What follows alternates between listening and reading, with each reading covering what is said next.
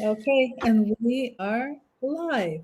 And welcome to Real Talk AI, the show where we go beyond frameworks and buzzwords to get to the tactical, psychological, and human truth behind go to market success and AI tools. Today's guest is someone who doesn't just talk about aligning sales, marketing, and RevOps, he rewires how high performing teams think.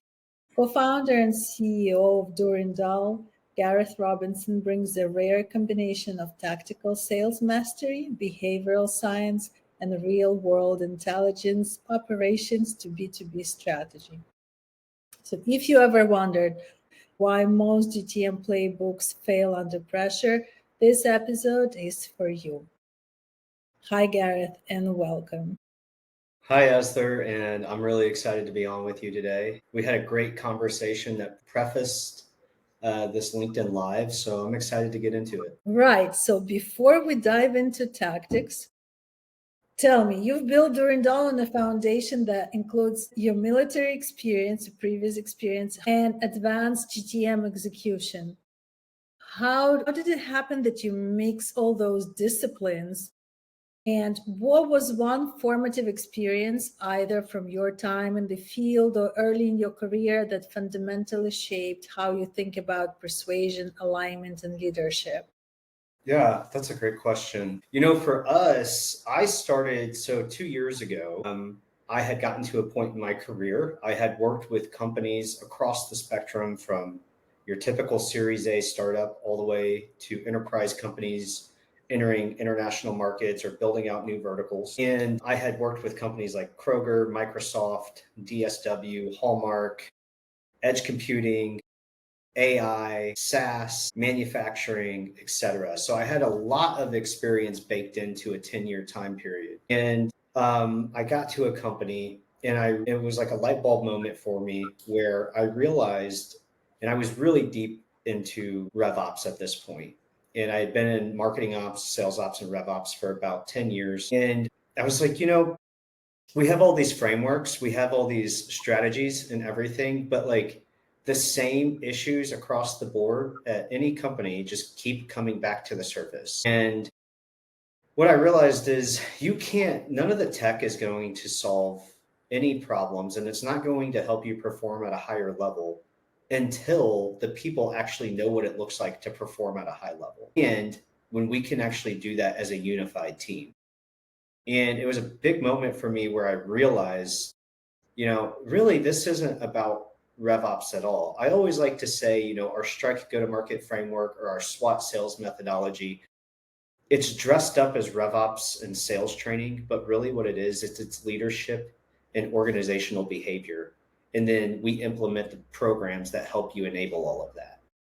And so as far as the leadership aspect, a lot of that comes back from my time in the military. And what I noticed is over the last, 15, 20 years, we've had, and you and I talked about this, we've had a decoupling of leadership being integrated with their teams that execute at the front lines. And you see this a lot across a lot of go-to-market orgs.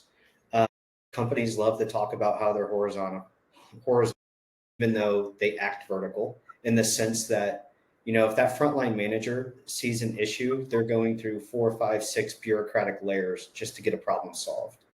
And it made me start thinking back to my time in the military, where so much of what you do in the military, regardless of your rank, is about giving your frontline teams the agency to execute on critical tasks and make smart decisions. But what we see in corporate America is still so much of the attitude, and I would say it's probably 80% of companies that operate like this. It's that pervasive attitude of just kind of shut up and do what you're told, just stay in your lane.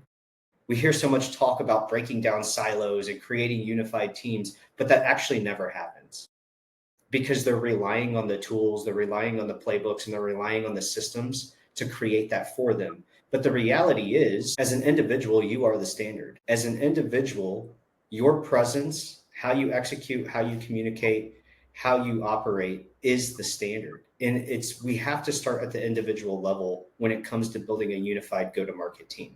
So on one hand, our Strike OS isn't even really a RevOps framework or a go-to-market framework as much as it is a mental shift. It's a framework for your mindset around how do we actually operate as an organization.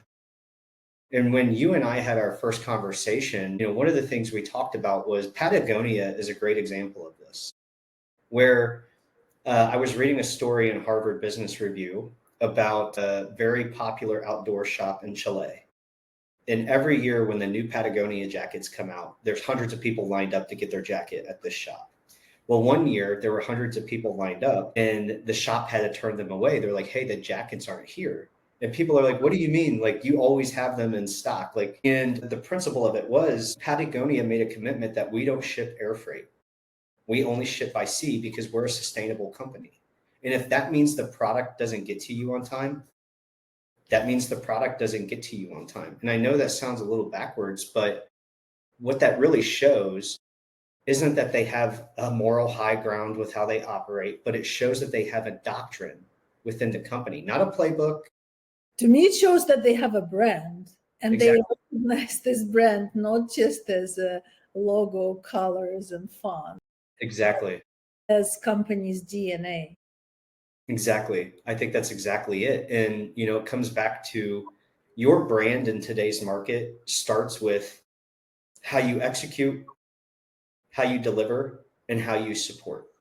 Without those three things operating in unison at a high level, nothing else matters. The message that you put out in the market doesn't matter. The stories that you're telling in the market doesn't matter because word will eventually get out that we couldn't trust them to deliver. They sold us on this promise, and we hear this so much in tech. They sold us on this promise, but then they never delivered. And you see this a lot in consulting. You see companies constantly changing over with consultants and agencies, et cetera. And it comes down to delivery or execution, delivery, and support. And so when I was building this company out, one of the things I realized was, a lot of RevOps agencies come in, or a lot of go-to-market agencies come in, and they focus on the playbook, they focus on the system, they focus on the tools, and they design a system that the team or the employees have to execute against. But the reality is, when you do that, you just cause more friction in the process, and people don't adopt those new tools. They don't adopt those new systems. And what we really need is you have to come in and establish a high level of execution first, and then design the systems to support that. And so at the same time as I'm having this internal dialogue going on about all of this, and this took place over 18 months, really shifting my thinking around RevOps and go-to-market, I met my partner, Seb, in a private group. And we quickly became really close friends. And we started having 4-hour, 5-hour, 6-hour long conversations on the phone about all of this. And he has a background in hostage negotiations, psychological operations, and tech sales. In fact, I think we're the only company in the world that, does sales training rooted in hostage negotiation and RevOps. We're the only company I can find combining the two. And so 6 months ago, we decided to partner, integrate our companies together. And that's where we created Durindal. And because what we both realized is it's so true. It's we have to get sales and marketing operating together at a high level. We have to understand where the leadership failures are happening. We have to understand how frontline employees or frontline managers actually feel about the work that they're doing. Do they even understand, especially as a junior marketer, I can think back to getting into some companies and what do I do on a day-to-day basis? Because there's no real onboarding program here. It's very much that attitude of we hired you because you're smart and you'll figure it out. Well, yeah. Leads. Where are the leads at? Yeah. Where are the leads? Where's the performance? Right. And then companies just fire these people after 6 months and they think it's an employee problem, but really it's a leadership problem. When you see that kind of thing happening in a company where they're hiring all these employees, I just talked to an HR lady that works with venture capital firms yesterday. We've talked about this very thing of there's so many people that got screwed over during the growth at all cost era, where these companies had all kinds of money and they were just hiring willy-nilly to fill a seat. And then all of these people are getting laid off or fired 6 months or 12 months later. And that cycle went on for 4 years. And now you look at their resume and it's well, what's up with all of these companies that you were only at for 12 months or 8 months or 9 months. And we look at those people, we say, oh, they must be bad employees. But really, that's an indicative sign. That's a sign that the leadership model within go-to-market, within tech, within SaaS and AI, it's fundamentally broken. And none of that's going to change until leadership teams actually take accountability and ownership for that. But the narrative that we see in the market so much, it's about the employees. It's about the employees. It's about, we love our employees, we care about our employees, et cetera. But then when you get behind the door, there's no real support level there. And those same exact leadership teams, those same exact executives that are talking about how much they love their employees, when was the last time you sat in on a sales call? When was the last time you went to your marketing ops manager and asked them, hey, what do you need from us to help support your execution? Are all of the conversations you're having just filtered through your marketing directors and your head of marketing and your head of sales? Because if that's the case, then you don't have a real understanding of what's happening at the front lines. And so that's a big part of our leadership method. Our philosophy around leadership is, this narrative that's been just pushed out through these think tanks in the go-to-market space around what leadership actually looks like. And you hear so much of this fluffy conversation just continue to go on. And yet inside of so many organizations, it's a shit show. And it's because leadership teams aren't taking real accountability. They'll take accountability when it makes them look good. They'll go to LinkedIn and post, hey, I failed. Here's why. And everybody's, oh, we've been there. But it's like, well, if you keep doing that over and over again, that's a fundamental issue that you have with your leadership methodology. That's a fundamental issue you have with your philosophy around leadership. And so this all ties back into what I was saying earlier of you as an individual, you are the standard. And collectively, the standard that gets executed on as individuals across a company, that's ultimately what creates your culture. Culture is not a top-down leadership thing. It's a company-wide thing with how everybody takes ownership and accountability. I remember I had a CEO, his favorite quote was, strategy eats culture for breakfast. That didn't really work well for them. So look, it sounds great, but it doesn't work in practice. So real life, like real world situation. Here's your typical 10 million ARR tech startup, okay? Self-awareness is definitely not the focus for the leadership at that point. Yeah. They're hungry, they need leads, they need conversions, they might be still working around product market fit. There are a few strong competitors around. The ocean starts becoming red. First of all, how do you sell into that situation? What we were just talking about? Because I'm sold, but I'm not there. And I believe that there should be a push in enterprise buying behavior, because these are the buyers from these startups, that makes the push for them to start recognizing internal problems and shifting the mindset. Am I right? Am I wrong? And where is this push coming from?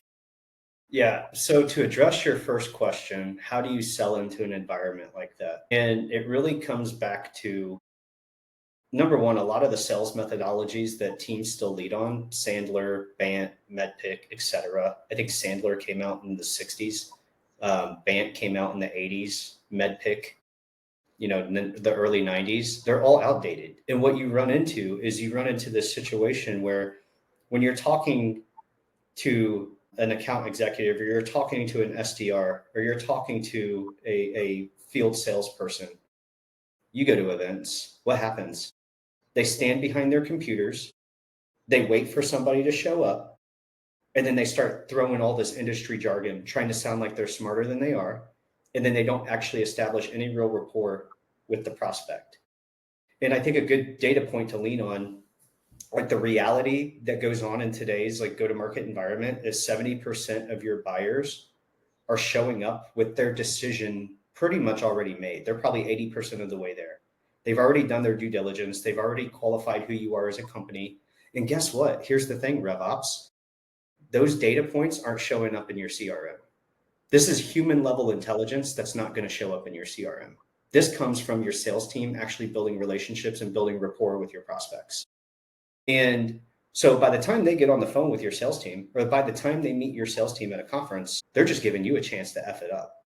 They're giving you a chance. And what they're really coming to you for by the time they come to you now is they're saying, can I trust you to deliver on your promise? Can I trust you to execute and support my team through the delivery process, through the adoption phase, right? Can I trust you that you're going to continue to add value as a platform? Because this is why we're investing in you. Instead of looking at it as revenue, you should be looking at it as like, we are pitching a board of investors right now, and we're trying to get them to invest in our company. And we better give them a damn good reason why they should invest in us. And so a good example of this is, 8 months ago, we were working with a very large bank out of Germany, one of the largest banks in Europe. And they had a $4.2 million deal that was stuck in their pipeline for over a year. And it came out of the gates hot, and then out of nowhere stalled. And nobody could figure out why. Well, they bring in our team. We talk to them. We go talk to the client. Oh, by the way, there was a new CFO that came online 6 months ago, and nobody's even talked to that guy. And what's his job as a CFO? His job, those first 90 days, he's going to come in and install his standard, and he's going to set the tone for how we spend money in the company. Nobody had ever addressed the fact that there was a new CFO. Nobody had reached out to him. Nobody had diagnosed him. And I think this is a big piece of the sales evolution the last few years, is that discovery. What is discovery? Like, are you an archaeological team out on a mission to find a pyramid? Or are you a doctor who's trying to diagnose a patient and figure out what's really wrong? And so we really lead with the idea of diagnosing versus discovery. And so what we found was, like, the CFO, nobody had talked to him about this tech. Nobody had talked to him about why the company needed it. And so he didn't have any investment in it at all. So he just saw it as another red line or a red item on the bottom line. And of course, he's looking for the bigger numbers on the spreadsheet to, like, put them on hold. Yeah. To report on his metrics. Exactly. And so we worked with their sales team. Within a week, we got the CFO on a call, and within 90 days, that deal closed. Before we even got there, it was just, well, we don't know why we can't get them on a call. Like, it's because you're not addressing the root issue, which is you have to sell to the CFO now. Everybody else was on board, but nobody was addressing the fact that we have a new person to sell to. And where a lot of teams fail in these moments, I think it's somewhere around, depending on what reports you read, 57 to 70% of deals that never follow through, or deals that never come through and convert, that happens in the final stage of the sale. And a lot of times it's because there's one stakeholder who was never identified throughout the process that's actually making the decision on the deal. And they hold a bigger seat at the table than most people realize. And so this is why we have to go from this discovery mindset to understanding each individual's motivations throughout the sales cycle. Your CMO's motivation is different than the CRO's. CRO is different than the CFO. CFO is different than the CIO. And what you see a lot of companies do, they call it ABM, but they just run the same playbooks, the same messaging, the same outbound to every stakeholder. I was about to say that these are the basics of ABM, but yeah. What happened to ABM is that it became completely corrupt and misrepresented, and now is used for, email blasts. Yeah. 6 cents. We'll just throw them in a nurture phase. Yeah, good luck with that. That worked when everybody was sitting at home and was willing to read their emails, and it doesn't work like that anymore. And I think this is like where go-to-market has evolved. And another data point to lean on here is you still see a lot of companies with like 72-hour and 96-hour SLAs. Like, you will not be competitive in this new world operating like that. The reality is you need to be contacting that prospect within 24 hours. And the reality off of that is the first sales rep that reaches out between you and your competitors has an 80% higher chance of closing than you do. And we have so many companies that are still operating on 72 and 96-hour plus SLAs, right? And then marketing, where's marketing come in, right? They come in and they're like, well, we'll pull the sales playbook from the Google sheet, and we'll send it over to sales, and they'll throw that at the CMO. Did you do any research on that CMO? Did you go to her LinkedIn and see what actually matters to her? Did you see what she's done in her career at other places? Like tailor, when we talk about personalization, that's what we're talking about. We're not talking about like the first name and an email subject line. And I saw that your company is dealing with this specific issue. That's just, that's not personalization. That's a half-assed attempt at personalization. Doing deep account research and actually figuring out what the real motivations of your potential prospects and leads might be, like that's the real research that has to take place. And that's where AI has the best use case. And in your opinion, who should be doing that research? And it's a trap question, and I'll explain why. Marketing or sales? Well, and we talked about this the other day. I think marketing needs to be doing a large part of that research because, as we talked about, in the way that we view marketing and the way that we view sales, we view marketing as your recon team, right? They're your scout sniper team that's going out into the market. They're finding where the high value targets are, where the high value opportunities are, where the people that we need to speak to are. They're developing those relationships ahead of time. They're getting the intel they need from those relationships. And then they're building the game plan for the sales team. And your sales team acts like that strike force, that quick reaction force that comes in and acts on that. But that's too many traditional role distribution between sales and marketing. It's not. But the reality is like so many marketing teams. And I think this is kind of like, I blame some of the colleges for this. And I think even at your level, as a CMO, you see this a lot of marketers are stuck in the like brand creative space. But in today's world, especially in tech, across all tech, whether it's cloud, whether it's SaaS, whether it's AI, marketing has to be the spear tip of go-to-market, not sales. Marketing has to be that spear tip. Sales can only act on what marketing is giving them. Right? Now, sales can go out and do some of their own intel. But if that conversation is not being facilitated across those teams, well, sales is just going to go act on what they trust the most because they're so used to marketing teams being seen as a support function. And there's many layers to why that happens. But this idea that marketing is a support function has to go away. Marketing has to be the spear tip for go-to-market. And in a lot of ways, you're seeing people almost look at RevOps as the spear tip of go-to-market, but RevOps is a lagging function. RevOps marketing is still the backbone. Marketing operations specifically is still the backbone for your sales team. And I don't think that gets talked about enough. And then, especially at like a middle management junior level, everybody loves to manage campaigns. Everybody loves to go push things out. And like, look what we did.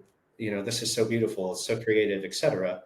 But when it comes to marketing taking ownership for revenue impact, where are they to be found? A lot of times marketers hide from that level of accountability. And this is where that relationship between sales is breaking down. It's not that sales thinks you're stupid.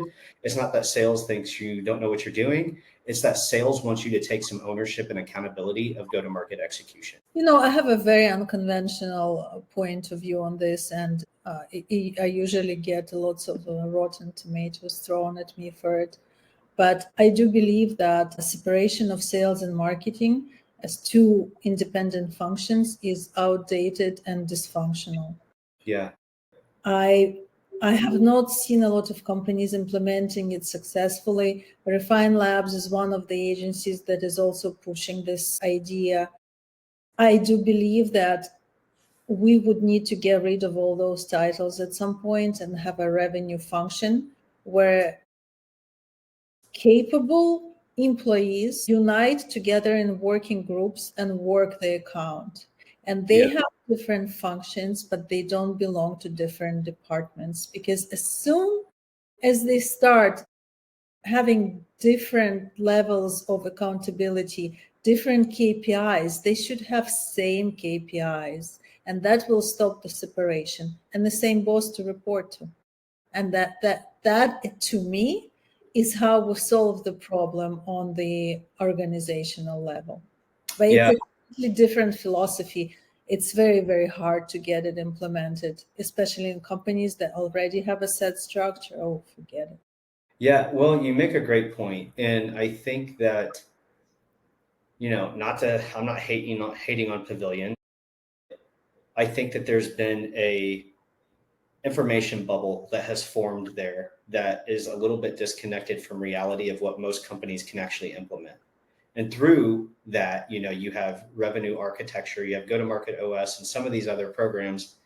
And it's really just predictable revenue models dressed up as new go-to-market models. But when you dig into it, and I got certified in both, when you dig into it, it's just predictable revenue dressed up under new vernacular. And it doesn't address the reality of what today's go-to-market really is, which it's very much a leadership function. And we're trying to systematize leadership. We're trying to use tools and tech, et cetera, to alleviate the pain that leadership teams feel. The issue with that is when you roll out any go-to-market campaign, you're going to get slapped in the face. It's never going to go to plan. It might go better than you expected, but in a lot of cases, it might go worse than you expected. And nobody ever really has a plan in place for that, right? And so when that happens cycle after cycle after cycle, well, we've got good employees. It must be the tools. It must be the workflows. It must be the go-to-market strategy. It must be this. No, man, it's a leadership issue. It's leadership saying, hey, what's our kill switch here? We roll out this campaign. We want to get 100 leads in 30 days, or we want to get 50 leads in 30 days. It's 2 weeks in, we have 5 leads. What is our criteria for whether or not we keep or kill this campaign? And we push our resources into what's actually working, and then we'll figure this out later. But these conversations can't be had because people get so stuck and rooted in a certain way of operating, a certain type of system, a certain type of methodology. And I think this conversation, where the point you're making too, is we have to think about go-to-market in a modular way, where it's no longer like this set strategy or this set system or this set methodology. There's going to be points within these 90-day sprints or these 6-month or 12-month sprints where what was working for 30 or 60 days no longer works. And we need to be able to pull those levers quickly and push those resources into our next best opportunity. But that doesn't happen often. And it's because these leadership teams, we still have a lot of the cover your ass approach when it comes to reporting and marketing. A lot of dashboards that are paraded, or a lot of metrics that are paraded as real-time metrics, are really just lagging indicators. And so this leads to sales and marketing executing off of lagging indicators. And we hear so much about chaos and go-to-market. The reason nobody ever gets rid of that chaos is because the fundamental issues are not being addressed. We all love war stories. Tell us another case. I like the story about the bank. Yeah. I was at a company where it was a European AI company, and they were looking to expand into the North American market. Within 30 days, I've got like red flags going off left and right of like, this is just not going to work. We've got 3 different positioning statements on our homepage. We had redesigned the website. Up to the point I got there, they'd redesigned their website 4 times in 2 years, spent hundreds of thousands of dollars on that. I'm reading over sales messages, and sales messages are like, these cold emails are going out, and it's like, hey, my name is Tim. I'm at X company. I think that there could be a way for us to partner. Are you interested? And I'm like, this is not like this. Like, this is just so like thrown together. It's partly this like build the plane as it flies mindset. I think that there's some aspects of that work, but when that is your approach to go to market, nothing's going to work. This is why we see so many startups fail, is because everybody wants to rush to that $1 million ARR. They want to rush to the $10 million ARR, and they never actually build something that sustains. And so we ran into the issue where working with European companies, we were fine. We were still bringing on new big logos. But with American companies, we're like 6 months in and we can't even get anybody on a call. And it was very much a top-down, just do what you're told culture of, hey, your job isn't to worry about that. Your job is to set up the systems and manage the campaigns. Well, I am doing that, and here's what I'm seeing. This is where that whole conversation around the decoupling of leadership and frontline employee or frontline managers started taking place with me, of like, this is so obviously broken. But we have so many, like, I don't know if it's egos, I don't know if it's cover your ass mindsets in the room, that nobody wants to actually fix this and solve for what's actually the real problem, because then it would mean that leadership has to admit we made wrong decisions. We placed bad bets. And so we just double down on these things that do not work. This is why we started Durindal. It was both of us at our last companies, just like, we've seen this so many times now. Somebody has to go address this. And, I get like there's certain aspects of some of these other RevOps models that have been pushed out, or these go-to-market systems that have been pushed out, and they look like, and they sound like, and when you go through the training, it sounds like it's going to solve those problems. And it doesn't, because we're talking about leadership and behavioral design within an organization. And people don't like to talk about those things anymore. When we talk about how do we actually influence behavior in the organization, so our employees are, number one, given the agency to make critical decisions in real time, given some level of authority to impact strategy, and giving some level of authority to directly communicate with the leadership team. And this is why, I think a lot of companies, especially this year, it seems like a lot of companies are still caught flat-footed. They don't know what to do. I mean, I just spoke with a top 10 Fortune 500 company last week, and their entire sales approach, competing up against Facebook for the last umpteenth years, has been very laid back, in their sense that we've never really had to compete with Facebook because we dominated this other market. But now they're we are running around like chickens trying to figure out what's going to work, because we have to change the entire behavioral architecture of our go-to-market team, of our sales team, and how they operate. And a lot of times companies, again, this comes back to, you're churning through agencies, you're churning through consultants trying to solve this problem at a strategic, systematic layer. And it's none of that. It's behavioral, it's leadership, and it's having a doctrine in place that you actually operate. So tell us about those two programs that you have. You have Strike and you have SWAT, right? Yeah. So SWAT is something that my partner invented. He has a background in hostage. He's a certified hostage negotiator. And he just actually completed level 2 PsyOps training. And, his entire background has been in SaaS sales, and he's been doing this for 10, 12 years, and he operates at a really high level. And the reason for that is it's very much the mindset of a doctor. He operates under the mindset of a doctor of, I'm diagnosing a patient and I'm trying to figure out what medicine will actually cure their disease, versus how can I pitch you so I can close this deal and hit my end of quarter quota? Because that cycle just repeats itself. And that's what salespeople become used to. And they get stuck in technical conversations.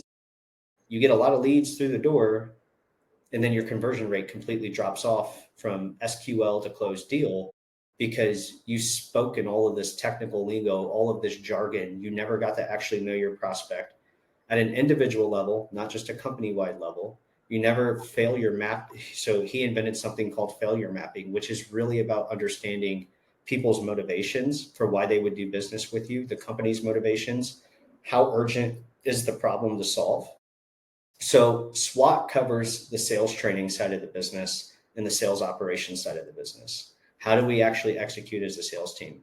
How do we actually build rapport with our clients?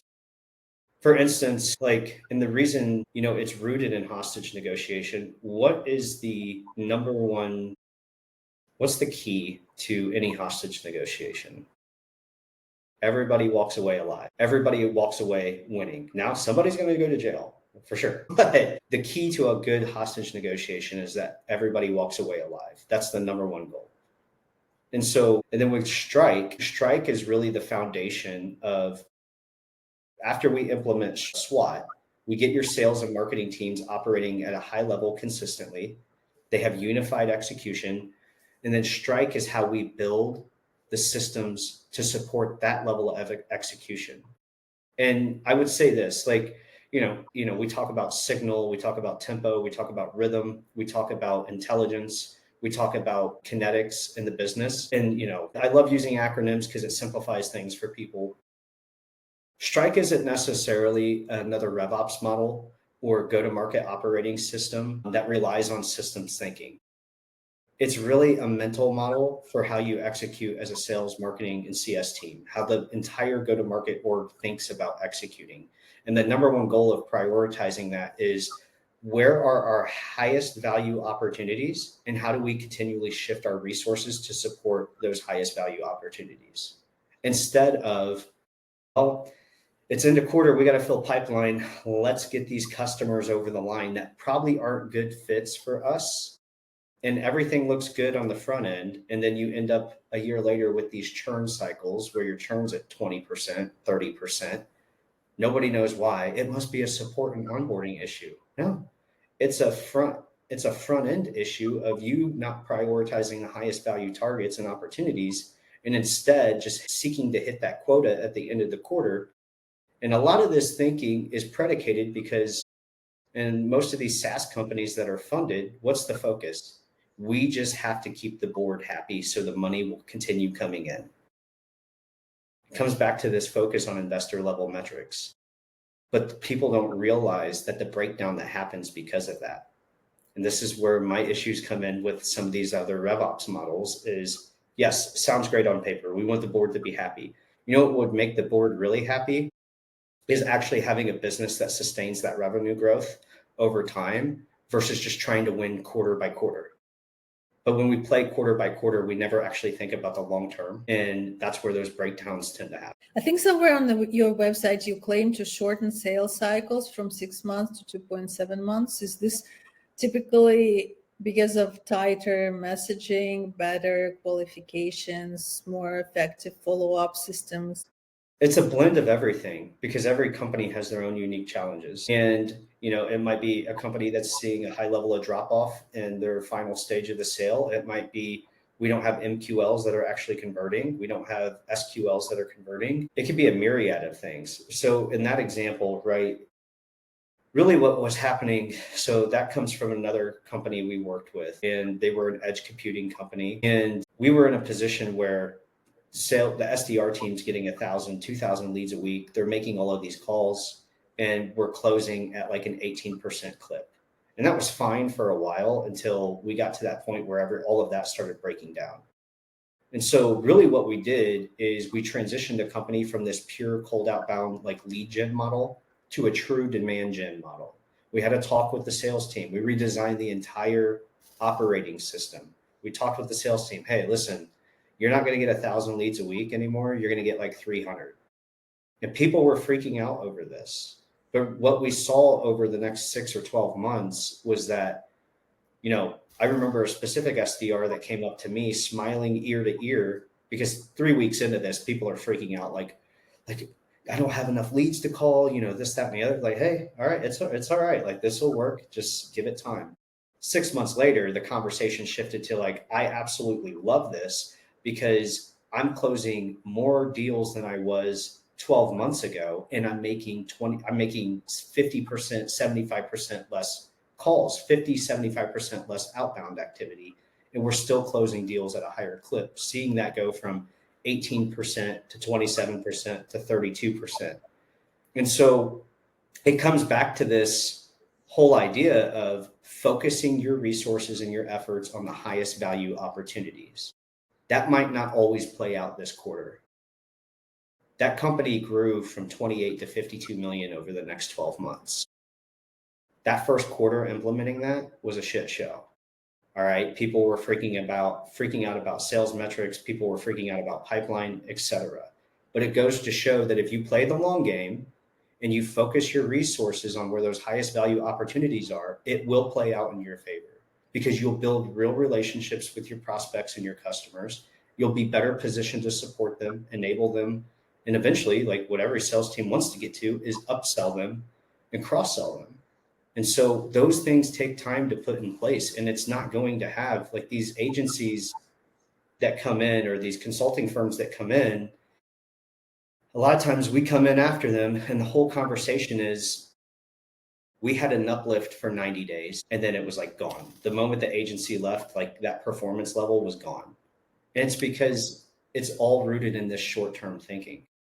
Correct. I remember speaking to Refine Labs about this, and they told me that their highest churn peak moment is 3 months, is when their clients realize that what they're doing and what they're essentially doing is transforming their motion from lead gen into demand gen leads to the drop in all their metrics and they don't have enough patience or runway to continue and wait until those results show up. How do you keep that going? Do you warn them in advance this is what they should be expecting? Yeah, you have to. You have to be upfront with people. And I think one of the things we learned, because we ran into that a couple times as well. And I think one of the things you learn is you really have to focus, especially as if you're going to build a consulting firm or an agency that's going to be around for the long run and really develop something special in the go-to-market space, it has to start by working with the right fit clients. It has to start by work. Like for us, those clients, we're evaluating whether or not you're actually going to be open to that change. If we don't think you're going to be open to that change, we're not going to work with you. And I don't care how big the logo is, because what's going to happen when they churn? It's the agency's fault. It's the consultant's fault. And then you have this other crossover area where there's agencies that will just take any work they can get. They'll have 50 clients on the roster. They've got all these employees, but there's no high level execution. There's no high level programs or transformation taking place. And I think that a lot of companies get stuck in that cycle of hiring those folks where they get a 10, 20, 30% uplift in the short term. They can make the metrics and the dashboards look good for the end of the quarter and everybody's happy. But then they're right back to the same table a quarter or 2 quarters later. And when you get on these calls with people, they blame it all on the agencies and consultants. And we know that's not true. We know that's not true. It has to be, the leadership team has to be willing to adapt, or anything that we do at Durindal isn't going to sustain for you long term. AI. Everybody wants AI SDRs. Everybody wants, some magic button where you push and then there is some magic AI agent that just operates between 6 or 7 tools and that's it. And you're good. So we know that's not happening anytime soon. Do you like speaking to robots? And seriously, like, who wants to live in a world, I don't think anybody does, where every call you have in a sales context is with a robot? I definitely don't want to speak to robots, but some of the conversations that I have with humans, sometimes I wish. Can I just check the human? And if it's annoying the hell out of me, can I switch to the robot? Yeah. Hilarious. I think we jumped the gun a little bit on AI agents. I think where AI agents have their best use case, in my opinion, you'll hear this again. This narrative was formed by the platforms and the investors that were seeking to maximize the ROI on their investment. So yeah, our number one job as an investor investing in AI tools, whether it's A16Z, whether it's high alpha, whoever it is, our number one goal is to convince you that you need this technology and it's going to completely transform your business. And when you've been and go to market long enough, you see these cycles play out and you learn not to get too far ahead of the curve. You learn to let things play out a little bit, because I'll be damned if I'm the CRO at a company. How many companies implemented AI agents that are now rolling all of that back because they actually saw their win rates, their conversion rates, and everything completely drop? Because people still need that human level data layer where we're having real conversations and we're actually diagnosing the issues. And then we use AI. Like, I think the best use case for AI agents is on account intelligence, on actually going out and doing a lot of the heavy lifting for marketing. So marketing can form those narratives. Now, marketing still needs to be talking to the market. They still need to be talking to the customers. That should not just be a customer success thing or a customer experience thing where, CS talks to the customers, marketing just gets them in the door. Marketing has to understand the customer's mindset as well. And I've been at plenty of companies where you come in, you call like the top 10 customers. I can think of one company offhand where I called my first 30 days, I called 10 customers that had been with the company for over 20 years. And one of the companies, which is a Fortune 100 company, I call the guy, hey, I'm Garrath. I'm the new marketing ops guy. How's everything going? He's like, I'll be honest with you. You're the first person to call me from there in like 10 years. I'm like, you're telling me you haven't had a conversation with anybody here for 10 years? He's like, by the way, your guys' product doesn't sell here. We throw it out every week and then you guys just keep bringing us new product. This was a retail situation. But just, again, you're like, so we just been sending product to these stores for 10 years. They don't sell, the SKUs don't move. That alone, I took that data to our executive team. I was like, hey, if we just got rid of sending this product to these stores, we would save almost $150,000 a year just in transportation and product costs. And at a $5 million company, that's a huge savings. And light bulbs are going off like, yeah, maybe we should be talking to our customers. Now, I'm not saying that happens in every company, but I think marketing has lost the focus on the customer. Sales has lost the focus on the customer. We talk about these things on LinkedIn, but when you go inside of organizations and you see how they execute, it's all for the quarterly metrics. It's all for the investor metrics. The investors, that's a whole other conversation about investor mentality of, do you want something that's truly going to be around for the long run? Or are you just trying to maximize your investment for the next 2 years? And so in a lot of ways, the VC model is flawed. It doesn't set companies up for long-term success. No, it's not modeled for that at all. It's modeled for high growth metrics and then Exactly. Yeah, and it created massive issues. I believe it is the root cause of all the problems we're having now, because it instigated this completely wrong mindset of speculation, which, like rust, like corrosion, now you can feel it everywhere in every department. It's like creating smoke and mirrors, fake reality that, can only sustain itself for so long. Yeah. But then what happens is we change the leadership and show on. Yeah. And, it's a sad cycle of affairs because the issue is so obvious, or the issues are so obvious. But yet we talk about you see people talk about the proliferation of predictable revenue playbooks. We're dressing it up as sustainable revenue models now.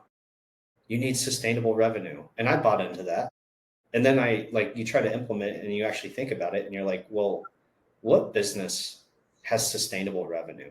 I don't know unless they're high growth and they're just on an upward trajectory. I don't know a single business that has sustainable revenue growth. Most businesses are getting punched in the mouth left and right over and over and over again. And the issue is, because we try to implement these tools and these playbooks to solve for having to actually be adaptable, for actually having to adjust in real time. And this all comes back down to giving those frontline teams the agency to make critical decisions in real time versus having to constantly push up through layers of bureaucracy. It all ties back in together. All these fundamental issues, it's almost like no matter how you look at them from any direction, it all ties back into these 5 fundamental issues. And sometimes it's so glaringly obvious, but like you stated before, to your point, the leadership teams have to be willing to enforce. We've in tech specifically, marketers, I feel like, take less ownership and less accountability. It's never their fault. And sales to some degree as well. But leadership teams are operating in this, this esoteric mindset around what leadership should be. But unfortunately, human behavior has never really changed over the last few thousand years. And you have to be willing to enforce a certain standard. You have to be willing to enforce a certain way of operating. And I think that's where a lot of leadership teams struggle, is because the focus so much the last few years has been on friendship versus leadership. And that becomes a problem. Over time, that becomes a problem. In marketers' defense, I have to tell you, rarely a marketer starts with refusing accountability. But with time, because marketers are literally stripped of decision-making power. Exactly. It just, it dies out because it's unnecessary. That accountability, it's like a skill. If it's not used, then, it ceases to exist. People will embrace, to your point, people will embrace a high level of accountability and responsibility. They will embrace that. But if you don't exercise it, you can't expect your people to exercise it either. Yeah. We have a few minutes left. What is the most important thing you want those who listen to us today to take up? I think the big thing is put down the playbooks, put down the models, put down the narratives that are pushed out in these information bubbles and think tanks, and go talk to your market. Go talk to the CROs, go talk to the CMOs. go talk to the CEOs, go talk to the SDRs, go talk to the marketing ops guy, and have dozens of conversations and actually go form your own narrative. Form your own thoughts and ideas and narrative around what high performance actually looks like. And it's probably going to end up being a lot different than what you hear on LinkedIn, what you hear in these groups. And your light bulbs are going to go off, and you're going to go find your opportunities to actually have transformational impact at a company, because you're going to bring something unique to the table and you be able to deliver it in your own way that nobody else can. And that's what's going to separate you from everybody else. You know, I'm a certified therapist, right? And I remember one of my teachers, I asked her, what if I don't know what to do with my client? You know, what if they tell me their story and I have no idea how to deal with that? And she told me, ask the client. They will tell you everything. Just ask the right questions. They already know what they need. It's so applicable. How has therapy helped you as a CMO? You know, they train you on active listening. It's like number one skill any therapist has to have. And what happened is a great sales guy, Steven Scardino, we worked together at Sphere Partners. He told me years ago, Esther, you're like a therapist. You ask all these questions nobody asked me before, because I was trying to figure out, how to max their revenue in like 8 months. And that got me thinking, well, I actually, the part that I enjoy probably the most in my marketing work is connection, right? It's connecting to my teams, connecting to my customers, getting to the bottom of their decision making and unlocking those hidden motives that they have behind their decision making. So that got me thinking, okay, well, I really love psychology, so why don't I go and get, certified and get some education on that? And it helps me every day. I just learn how to listen. I learn how to interpret. I learned how to look for subconscious clues, and I think it's very, very helpful, because people will not say what they really think. That's social norms of behavior. Yeah. And you have to be able to decode that. I'm sure that's had like a huge impact on your ability to lead as well, where people do feel like, hey, this person is actually taking the time to understand me. And, that goes a long way. So much of, I was talking about leadership enforcement earlier, but you have to get to know your people to even know how to enforce a certain way of doing things with them, because each individual is unique. And I only wish I did it earlier, because what it also helped me to develop is empathy through understanding. I used to get very upset and take, critic personally and have friction with my management, in my early years, because I was always so passionate about my work. And going through that education allowed me to very easily switch and get into their shoes, get rid of ego and just listen. Yeah.